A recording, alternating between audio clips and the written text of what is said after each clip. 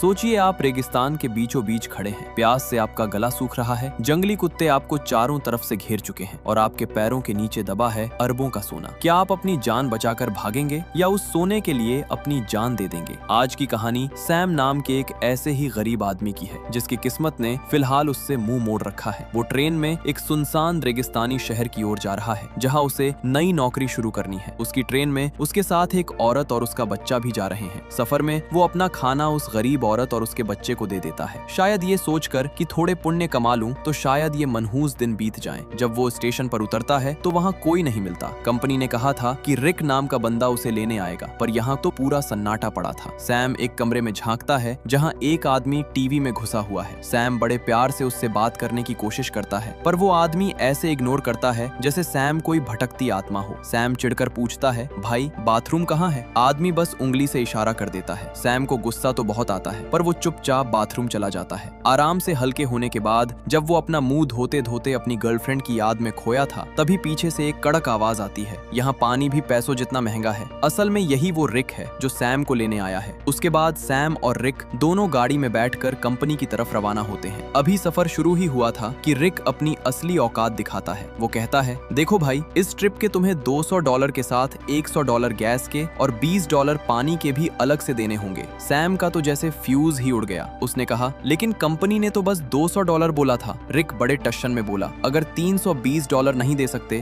तो बोलो यहीं उतार दूं, फिर पैदल ही कंपनी ढूंढते रहना। बेचारा सैम अपने पास कोई और रास्ता न देख मजबूरी में हाँ कर देता है। थोड़ी देर बाद रेगिस्तान की तपिश बढ़ने लगती है। सैम जैसे ही एसी का बटन दबाने की कोशिश करता है, रिक ऐसे चिल्लाता है जैसे सैम ने उसकी जायदाद मांग ली हो। वो सैम को धमकाते हुए कहता है, हाथ मत लगाना एसी को, वरना इंजन बैठ जाएगा और हम यहीं रेगिस्तान में भुन जाएंगे। तभी अचानक गाड़ी का टायर पंचर हो जाता है। रिक खुद नवाब की तरह बैठा रहा और सैम से बोला, जा बेटा, हाथ गंदे कर और टायर बदल। सैम टायर बदल ही रहा था कि उसकी नजर पास के जंगली कुत्तों पर पड़ी। एक कुत्ता दूसरे घायल कुत्ते को खदेड़ रहा था और फिर रिक ने पत्थर मारकर उसे बड़ी बेरहमी से ढेर कर दिया। सैम ये देखकर घबराया। रिक पास आकर बोला, ओ भाई, यहाँ का यही दस्तूर है, कमजोर की कोई जगह नहीं। सैम बड़ी मुश्किल से टायर बदलता है और दोनों फिर से सफर पर निकल पड़ते हैं। रात होने पर वे एक जगह फ्यूल भरने के लिए रुकते हैं और वहीं रुकने का फैसला करते हैं। आग जलाकर दोनों हाथ सेंक रहे होते हैं। रिक पूछता है, यार तुम इतनी दूर इस रेगिस्तान वाली कंपनी में आखिर क्या करने जा रहे हो? सैम अपनी आप बीती सुनाता है, मेरी पिछली जिंदगी संघर्षों से भरी है, अब किसी का मोहताज नहीं बनना चाहता। मुझे पक्का यकीन है कि वहाँ मुझे कोई अच्छी जॉब मिल जाएगी और मेरी लाइफ सेट हो जाएगी। रिक उसकी बात सुनकर एक कड़वी हंसी हंसता है और कहता है, सैम तुम इंसान तो अच्छे हो, लेकिन जिस जगह तुम जा रहे हो ना, वहाँ सब एक दूसरे का खून चूस लेते हैं। तुम्हारे जैसा सीधा सादा चिकना आदमी वहाँ 2 दिन भी नहीं टिक पाएगा। सैम थोड़ा हिचकिचाता है पर कहता है, चलो देखते हैं क्या होता है। अगली सुबह फिर सफर शुरू होता है। इस बार सैम ड्राइविंग सीट पर है और रिक बगल में घोड़े बेचकर सो रहा है। गर्मी बर्दाश्त से बाहर होने लगती है तो सैम चुपके से एसी ऑन कर देता है। उसे क्या पता था कि ये एसी उसकी किस्मत का फ्यूज उड़ा देगा। थोड़ी ही देर में इंजन से धुआं निकलता है और गाड़ी पूरी तरह बैठ जाती है। रिक की जैसे ही आंख खुलती है वो आग बबूला हो जाता है। अरे ओ होशियार, मैंने मना किया था ना कि एसी को मत छेड़। वो गुस्से में गाड़ी से बाहर निकल जाता है। सैम पीछे पीछे बाहर निकलता है और माफी मांगता है, गलती हो गई यार, काफी गर्मी हो रही थी। रिक ने बोला, अच्छा कोई बात नहीं, शायद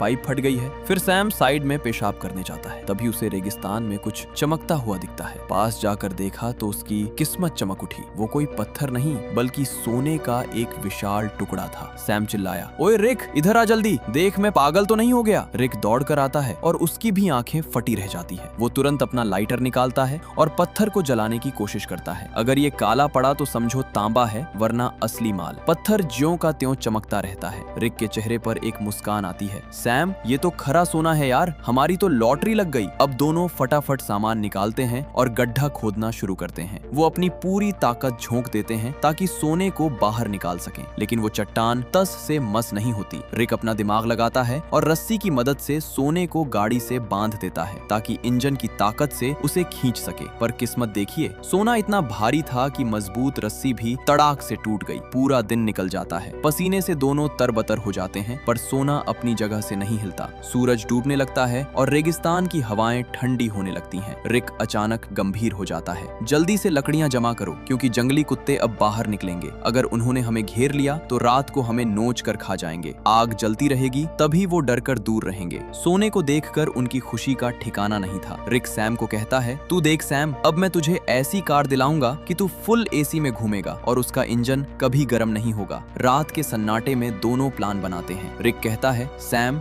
ये सोने की चट्टान कोई मामूली ढीला नहीं, पूरा पहाड़ है। अगर हम महीनों भी यहाँ खुदाई करें तब भी इसे हिला नहीं पाएंगे। इसलिए अब एक को यहीं रुककर पहरा देना होगा और दूसरे को शहर जाकर खुदाई की भारी मशीन लानी होगी। सैम झट से कहता है, ऐसा करो, तुम जाकर मशीन लाओ, मैं यहाँ ध्यान रखूंगा। रिक टेढ़ी नजरों से उसे देखता है और कहता है, नहीं छोटे, मैं रुकूंगा। ये रेगिस्तान है, यहाँ के जंगली कुत्ते और गर्मी तुझे कच्चा चबा जाएंगे। सैम को रिक पर रत्ती भर भरोसा नहीं था। वो सीधा बोल पड़ता है, मेरी फिक्र करने का ड्रामा मत करो तुम, मैं संभाल लूंगा। पर तू तो पैदाइशी चोर लगता है, कहीं सोना लेकर रफू चक्कर हो गया तो मैं तुझ पर कैसे यकीन करूं। काफी बहस के बाद रिक मान जाता है, ठीक है, मैं जाता हूं, पर याद रखना, सोने को अपनी जान से भी ज्यादा संभाल कर रखना। अगले दिन वो राशन बांटते हैं। रिक उसे एक सैटेलाइट फोन थमाता है ताकि संपर्क बना रहे। जाते जाते रिक कहता है, मेरे एक दोस्त के पास खुदाई मशीन है, बस दुआ कर गाड़ी रास्ते में दम न तोड़े। मुझे आने में 5 दिन लग सकते हैं, तो अपनी गर्लफ्रेंड समझकर मुझे 50 बार फोन मत करना। रिक के जाते ही सैम काम पर लग जाता है। वो सोने की चट्टान पर मिट्टी डाल देता है ताकि आसमान से या दूर से कोई इसे देख न सके। वो वहीं पास में एक छोटा सा टेंट लगाता है और अपना सारा सामान सहेज लेता है। जैसे जैसे सूरज ढलने लगता है, सैम लकड़ियां बटोरता है, क्योंकि उसे पता है यहाँ रात का मतलब है मौत। रात को आग के पास बैठे सैम को अचानक जंगली कुत्तों के भौंकने और गुर्राने की आवाजें सुनाई देती हैं। उसे एहसास होता है कि इस वीराने में वो अब सिर्फ एक शिकार है। वो डर के मारे चाकू हाथ में लेकर सोता है। अगली सुबह जब सूरज उगता है तो वो रोशनी नहीं बल्कि आग लेकर आता है। सैम की नींद अधूरी रहती है और उसकी खाल धूप में झुलसने लगी है। तभी सैटेलाइट फोन की घंटी बजती है। सैम तुरंत फोन की तरफ दौड़ता है, लेकिन उसके पहुंचने से पहले ही कॉल कट जाती है। वो पसीने में लथपथ टेंट में बैठ जाता है और सोने को निहारते हुए खुद को दिलासा देता है, बस कुछ दिन और सैम, फिर सबसे पहले एक आलीशान बंगला खरीदूंगा। गर्मी से बेहाल होकर सैम आसपास का इलाका छानता है, जहां उसे थोड़ी दूर पर एक क्रैश हुआ प्लेन दिखाई देता है। वो सोचता है कि प्लेन के मलबे में रहना टेंट से बेहतर होगा, लेकिन वहां से सोने की चट्टान नजर नहीं आ रही थी। इसलिए वो प्लेन के भारी टुकड़ों को घसीटकर चट्टान के पास लाता है और अपना नया ठिकाना बनाता है। थकान इतनी थी कि वो थोड़ी देर सुस्ताने बैठता है, पर तभी उसे बाहर से पत्थर खुरचने की आवाजें आती हैं। उसे लगता है कोई उसका सोना चुरा रहा है। वो पागलों की तरह बाहर भागता है, पर वहाँ सन्नाटा था। अब सैम का सब्र जवाब देने लगा था। उसने सोचा कि क्यों न पूरी चट्टान का इंतजार करने के बजाय एक छोटा हिस्सा अभी काट लिया जाए। वो एक भारी पत्थर उठाता है और आखिरकार वो सोने का एक चमकदार बड़ा टुकड़ा तोड़ने में कामयाब हो जाता है। उसे अपनी जेब में छिपाते ही रिक का फोन आता है। सैम चिल्लाकर पूछता है, कहाँ मर गए रिक? गर्मी के मारे मेरा कबाब बन रहा है। रिक ठंडी आवाज में कहता है, गाड़ी का इंजन फिर धोखा दे गया, थोड़ा और वक्त लगेगा। सैम गिड़गिड़ाता है, जल्दी आ वरना मैं प्यास से दम तोड़ दूंगा। रात को सैम आग के सामने बैठा होता है। तभी अंधेरे से दर्जनों आंखें उसे घूरती नजर आती हैं। जंगली कुत्ते उसे चारों तरफ से घेर चुके थे। वो पूरी रात सो नहीं पाता, बस उन कुत्तों की खौफनाक गुर्राहट सुनता रहता है। सुबह होते होते उसकी खाल धूप से काली पड़ चुकी थी और दर्द ऐसा कि चीख निकल जाए। वो पानी पीने के लिए बोतल उठाता है, पर किस्मत देखिए, वहाँ एक सांप रेंग रहा था। सांप को मारने के चक्कर में उसकी इकलौती बोतल पलट जाती है और सारा पानी रेत में गिर जाता है। भूख और प्यास से अधमरा सैम फिर से उस प्लेन के पास जाता है, शायद कुछ मिल जाए। तभी उसे दूर से एक धुंधली परछाई अपनी तरफ आती दिखती है। कोई इंसान है शायद। सैम डरकर प्लेन के मलबे में छुप जाता है। पास आने पर पता चलता है कि वो एक लड़की है। वो सैम से बात करना चाहती है, पर सैम के दिमाग पर तो सोना सवार था। वो उसे भगाने की कोशिश करता है, पर लड़की नहीं मानती। वो सैम के पीछे पीछे कैंप तक आ जाती है और उसकी नजर उस विशाल सोने पर पड़ जाती है। लड़की मुस्कुराकर कहती है, अच्छा तो ये राज छुपा रहे थे, अब आधा हिस्सा मेरा, वरना मैं यहाँ से नहीं हिलूंगी। सैम के अंदर का शैतान जाग जाता है। वो एक भारी डंडा उठाता है और सीधा लड़की के सिर पर दे मारता है। लड़की का बेजान शरीर जमीन पर गिर जाता है। सैम शौक में चला जाता है। उसने सिर्फ सोने के लिए एक मासूम की जान ले ली। कुछ पल के लिए उसे अपनी हरकत पर घिन आती है, पर फिर वो खुद को संभालता है। वो लड़की की कीमती चीजें बटोरता है और पास में एक गड्ढा खोदकर उसे दफन कर देता है। लेकिन शांति कहाँ मिलने वाली थी। थोड़ी देर बाद वो देखता है कि एक जंगली कुत्ता उसी गड्ढे को खुरच रहा है और लाश बाहर निकालने की कोशिश कर रहा है। सैम गुस्से से उसकी तरफ भागता है, कुत्ते को वहाँ से खदेड़ता है और पागलपन की हद पार करते हुए लाश को बाहर निकालकर उसमें आग लगा देता है। अगले दिन फोन की घंटी उसे फिर से हकीकत की दुनिया में चिल्लाती है। सैम की आवाज अब निकलने लायक भी नहीं बची थी। वो फोन पर रिक के सामने रोने लगता है। रिक भाई, मर जाऊंगा मैं, भूख और प्यास मेरी जान ले रहे हैं। रिक बड़े आराम से जवाब देता है, बस थोड़ा और सब्र करो सैम, ये खुदाई वाली मशीन बहुत भारी है, धीरे धीरे आ रही है। तभी उसे सड़क से एक गाड़ी गुजरती दिखती है। वो चाहता तो सोने का वो छोटा टुकड़ा लेकर उनकी मदद मांग सकता था और अपनी जान बचा सकता था, लेकिन उस बड़ी चट्टान के लालच ने उसके पैरों में जंजीरें डाल दी थी। सैम रात के लिए लकड़ियां बटोर ही रहा था कि अचानक आसमान का रंग बदल जाता है। एक खौफनाक रेतीला तूफान सब कुछ तबाह करने आ पहुंचता है। सैम जान बचाने के लिए टेंट की तरफ भागता है, लेकिन तूफान उसके टेंट को तिनके की तरह उड़ा देता है। तभी एक भारी पेड़ का तना सैम के ऊपर गिरता है। जब तूफान थमता है तो सैम मिट्टी में दबा हुआ था और एक नुकीली लकड़ी उसके पेट के आर पार हो चुकी थी। लेकिन इंसान का लालच देखिए, वो अपने घाव को देखने के बजाय सबसे पहले पागलों की तरह मिट्टी हटाकर सोना ढूंढने लगता है। उसे सोने का एक टुकड़ा मिल जाता है और वो खून से लथपथ होने के बावजूद मुस्कुराने लगता है। फिर वो हिम्मत जुटाकर अपने पेट से वो लकड़ी बाहर खींचता है, जिससे खून का फव्वारा छूट पड़ता है। वो कपड़े से जख्म बांधता है पर खून नहीं रुकता।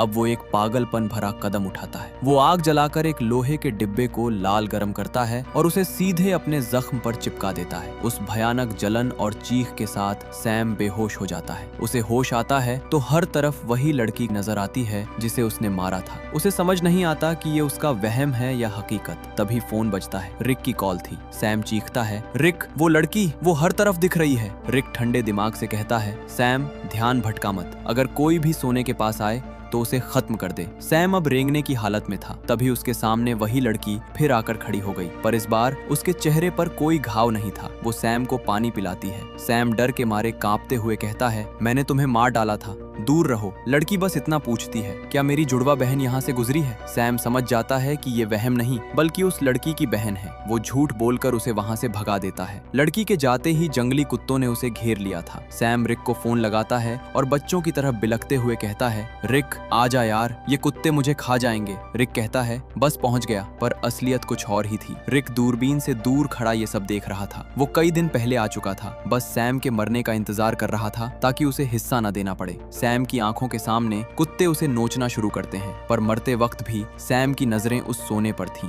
कुत्तों ने सैम के शरीर के परखच्चे उड़ा दिए। जब रिक को यकीन हो गया कि सैम मर चुका है, वो वहां अपनी गाड़ी से पहुंचा। वो सीना तान कर सोने की तरफ बढ़ा, पर तभी सन्नाटे को चीरता हुआ एक तीर आया और सीधा रिक के सीने पर धंस गया। रिक वहीं ढेर हो गया। ये तीर किसी और ने नहीं बल्कि उसी लड़की की जुड़वा बहन ने चलाया था। लालच के इस खेल में अंत में जीत सिर्फ मौत की हुई। अगर आपको मेरी कहानी सुनाने का अंदाज पसंद आया हो तो वीडियो को बस एक लाइक कर देना, साथ ही चैनल को सब्सक्राइब भी जरूर कर लेना ताकि आप ऐसी और भी इंटरेस्टिंग वीडियोस देख सकें। मिलते हैं अगली वीडियो में।